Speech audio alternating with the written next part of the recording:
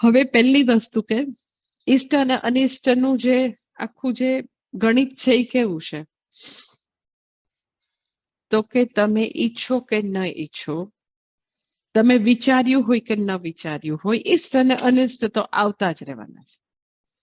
ખૂબ જ એમ કે આપણે વિચારેલું હોય એવું ખૂબ જ સારું રિઝલ્ટ, આપણે વિચાર્યું એના કરતા પણ સારું રિઝલ્ટ, વિચારેલું result, equal and more,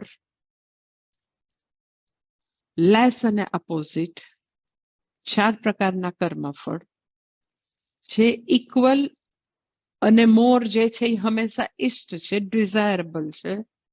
more and less જે છે એ અનિષ્ટ છે, એ ડિઝાયરેબલ નથી.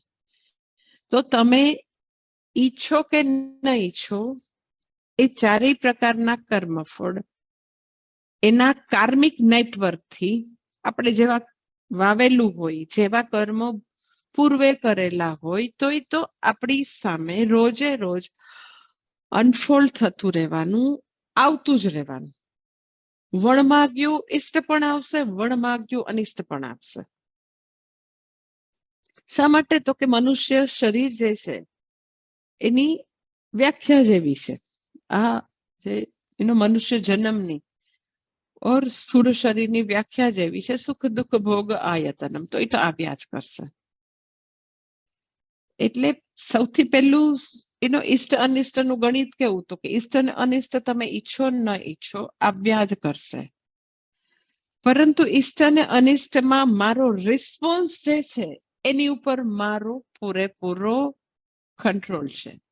ઇષ્ટ અનિષ્ટ આવશે, ક્યારે આવશે, કેવી રીતે આવશે, કેવા પ્રમાણમાં આવશે, બહુ લાંબુ ચાલશે, ટૂંકું ચાલશે, બહુ વધુ ઇષ્ટ આવશે, ઓછું ઇષ્ટ આવશે, એ બધું જે છે એ જન્મો જન્માંતરમાં આપણે કરેલા કર્મોના ફળ જે છે એના પ્રમાણે આવતું જ રહેવાનું છે છેલ્લા શ્વાસ સુધી. આપણે આ પૃથ્વી પર આવ્યા ત્યારથી જાશું ત્યાં સુધી એ ઇષ્ટ અનિષ્ટને કોઈ નિવારી શકતું નથી. જ્ઞાનીની લાઈફમાં આવશે, અજ્ઞાનીની લાઈફમાં આવશે, એ વ્યક્તિ ધાર્મિક હશે તો બી આવશે, અધાર્મિક હશે તો બી આવશે, મનુષ્ય માત્રને આવશે જ. એટલે એને કોઈ નિવારી શકતું નથી. આવનારા ઇષ્ટ અનિષ્ટને, 4 પ્રકારના કર્મફળને નિવારવું ટોટલી અસંભવ છે, સાવ ઇમ્પોસિબલ છે. કારણ કે મનુષ્ય જન્મની વ્યાખ્યા જ એવી છે, મિશ્ર યોનિ છે એટલે આવશે જ.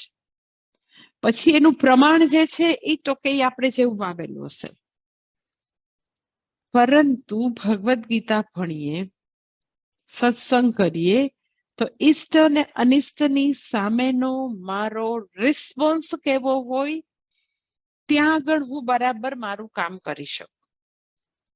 એ તો આવશે જ, એ તો રોજે દ્વાર ખટખટાવશે, તો મારે એકદમ જ હર્ષ અને એકદમ દુઃખી થવું છે કે પછી સમતા ધારણ કરવી, ત્યાં આગળ મને પૂરેપૂરી ચોઈસ છે.